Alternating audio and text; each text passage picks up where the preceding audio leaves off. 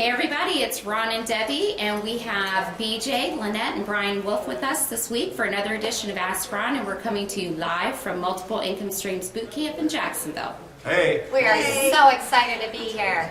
All right, guys, our first question is from Marianne Nunez. Who else? Oh my goodness, can you believe We it? just had Marianne on her alumni call. Oh, okay, A great. couple days ago. All right, That's right. she has 3 questions. What if the seller dies before the buyer cashes out? How can the buyer still buy the house?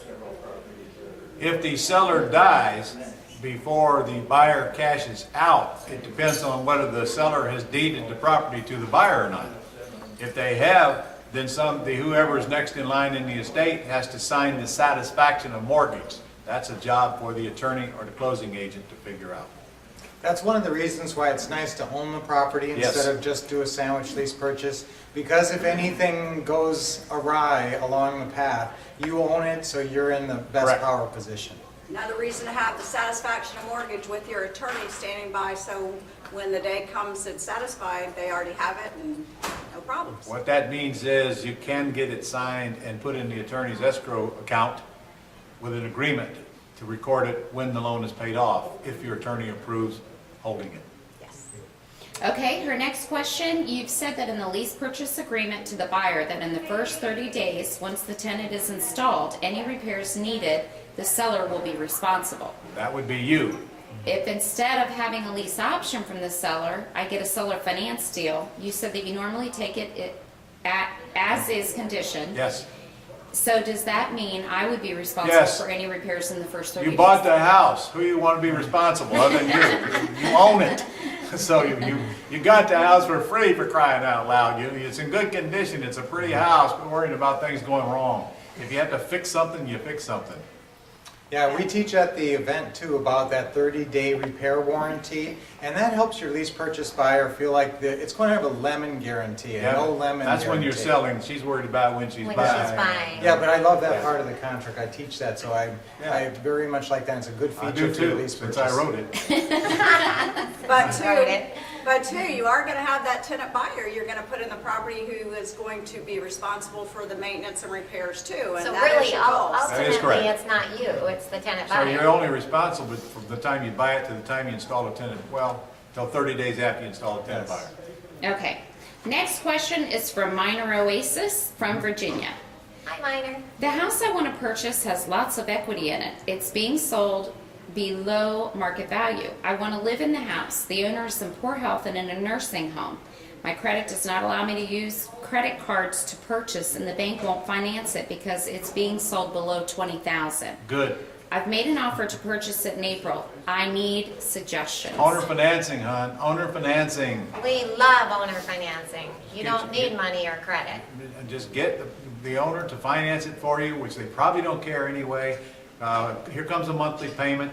The nursing home's probably going to take the monthly payment to cover the cost. But so what? That is the easiest way to do it, and you probably have a very ripe seller to do it with.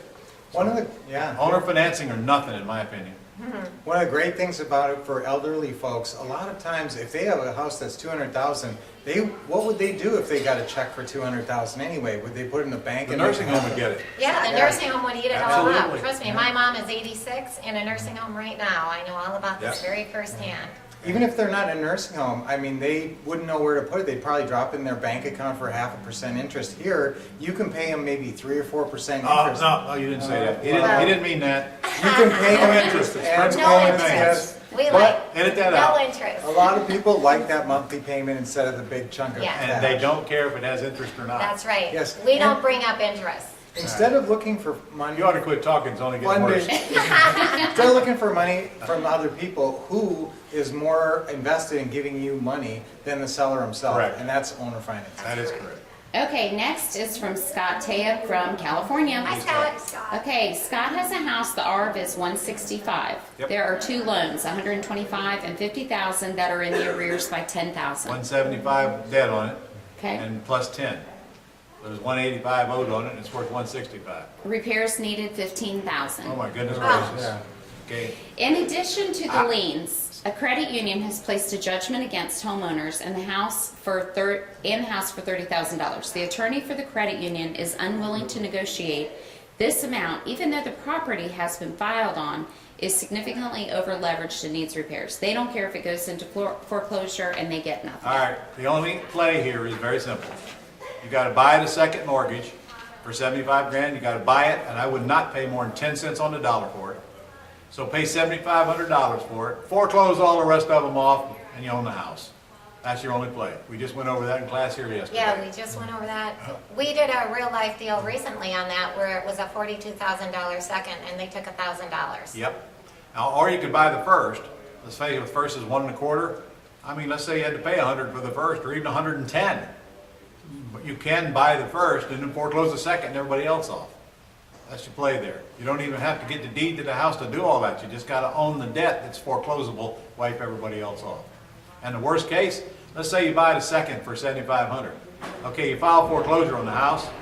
Somebody's gotta come in and pay $75,000 plus court costs and interest if they buy the house. So you put out $7,500 and get back $75,000. I think that'll work in most any case. And the reason that the second mortgage was so willing to take $1,000 for $42,000, they knew they were going to be They wiped out already wrote it off. anyway. They already wrote it off. off. Yeah, very Yes. seldom will ever a second mortgage bail the house out and pay off the first, take the house back.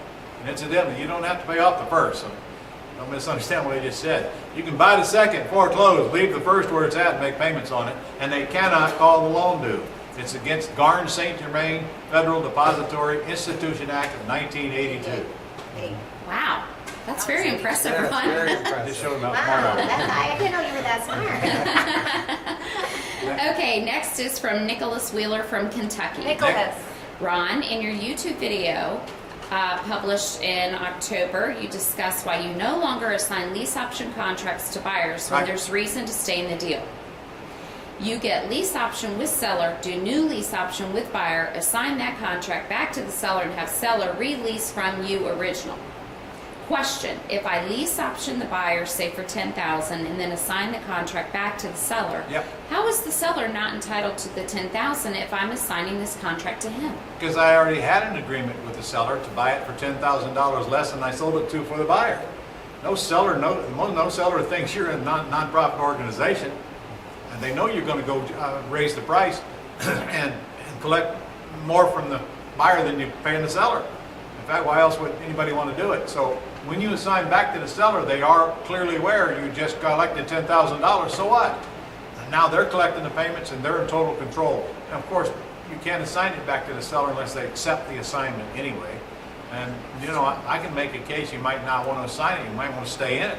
Remember, that tenant buyer might move out, you get to go do it again, even if you don't have any monthly spread. we love staying in the deals. Yeah, before you go to an assignment deal like that, always look at the sandwich lease purchase, and even if the margins monthly might be a little narrow, just imagine having the house in 5 years, how that would change. Let me give you another example. Let's suppose you bought a car for $10,000, and then you had somebody buy it from you for $12,000. Do you think you probably should go give that other $2,000 back to the person you bought the car from? I don't think so. It's called commerce. We actually sell differently than we buy, and we're entitled to keep the difference. Okay. All right, next question is from John Kotlarski from Georgia. John, Hi, John. I have a seller who has agreed to sell for what he owes on a property, but is reluctant to sell subject to. Would using a contract for deed be a good strategy, buy it and on, why? it's an agreement for deed in Georgia, and yes, that is your strategy. Okay, next. Just one note on that. If there's an attorney involved on the seller's side, you might as well just abandon the fact that you're going to try to close this subject too, because the seller has no protection. They couldn't foreclose on you if you stopped paying. They'd have to wait for the bank to foreclose on you. Meanwhile, their credit's being destroyed, or they have to make the payments or whatever. Yes, buy an agreement for deed. Yeah. AFS. And that gives them the ability to foreclose. Agreement for deed. Oh, yeah. I was thinking of Canada. Yes. All right, next is from Daniel Debbie from Minneapolis. Daniel? Oh, that's where we're from, Minnesota. All right. A homeowner contacted me with a second mortgage default. Yep. First mortgagee is current about $200,000 and $1,300 monthly PITI. Okay. He owed $66,000. On the second. Mortgage. All right. $505 monthly PITI. Right. default by $20,000 behind payment. Oh, my goodness. Wow, that's Whoa. pretty The homeowner told me that he wants to use the 1 or 2 years of living in that house without payment and wants to walk out. My question is, does the second mortgage have power to foreclose on this guy if first mortgage is current? Absolutely, Oh, yeah. absolutely. Definitely. So your play there is to get the deed from the guy and then go discount the second mortgage down. That's your play. Worst case, they don't discount and they wind up foreclosing on the house. They won't. They won't. Best case is sooner or later they'll discount. And if you have the deed, that does not stop you from putting a tenant in the house while you continue to negotiate with the second. And sometimes these things take months for the second to finally come to the conclusion that they ought to take your offer. In the But meantime, you gotta keep pay that paying. payment. Yeah, you gotta Yeah. make that first mortgage Keep payment paying that while you're doing first. that. Okay, next question is from Stefan from Pennsylvania. I have a seller who asks $280,000 for a house. Yep, Doesn't want to do lease purchase or owner financing, Yep. but get all cash. yep, I believe ARV is around 320. yep. I want to do just a straight lease option. You Fine. need an option, Yes. not a lease Great option. option, they You meant. want to option it for 280 and sell it for 320. Right. Correct. No tenant involved, no lease involved. Okay. No rights of possession. Nothing stopping you from doing it if you feel like you can actually get a buyer to qualify and pay the 320 for the house. And he's in Pennsylvania, you gotta record the option. So what, You've got to record a memorandum. The of memorandum. what of agreement is this? Option. Option, Option. okay, It's it's a a straight straight option. option. On the Go Club site, easy to find, simple agreement. And you need the memorandum of option. If you're in Pennsylvania, though, you probably ought to get one from a local attorney or title company or somebody that knows, because it is a different, you have to record a memorandum and you want to make sure that's the right document. The option is pretty much irrelevant which one you use, but Pennsylvania is a state where the memorandum is required to record after you get it signed. Okay. Next is Kevin Lee from Michigan. Hi, Kevin. A couple is going through a divorce. Here's what he texted me back about selling their house when I asked if they're interested. This is the text from the seller. I do, but my wife doesn't. We're going through a divorce and I would love to get the house out of my name. What can I do here? Well, I don't know. I don't have enough information. Yeah, But it's they just- both if have they're to both- sign. they They both, Yeah, but first you make the deal with the husband, and which Yeah. will include terms, of course, get him to agree. Then, actually, I'd get him to sign an agreement, and then I'd approach the wife and show her that he's not getting any money, because that's all she cares about. Yeah, And then she will probably agree as well. But that's gonna mean the loan's gonna stay in their name, and that may or may not kill the deal.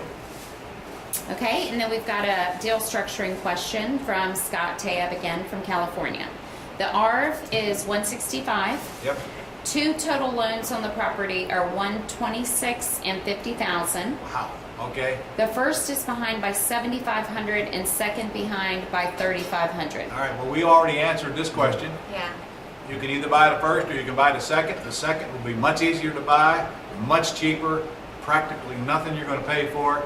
And then you can, well, if you buy the second, you don't need to do anything now. You should get the deed, but if you can't get the deed, then you can buy the second and foreclose. Or if you can get the deed and you can buy the second, there's nothing for you to do because you own the house. Bring the payments current when you put a tenant buyer in it. Right. That's your exit. and remember, guys, instead of, sometimes people still think, let me short sale that. Think about catching No. up that first subject to mortgage a lot of times and just taking it subject to, because that's a lot of times. That's what a we're great deal. doing, Exactly. but just wait till you get a tenant buyer. There's nobody says you have to bring the payments in immediately upon buying it. That's right. Okay, guys, that's all we have this week. See you next week. Right, Bye.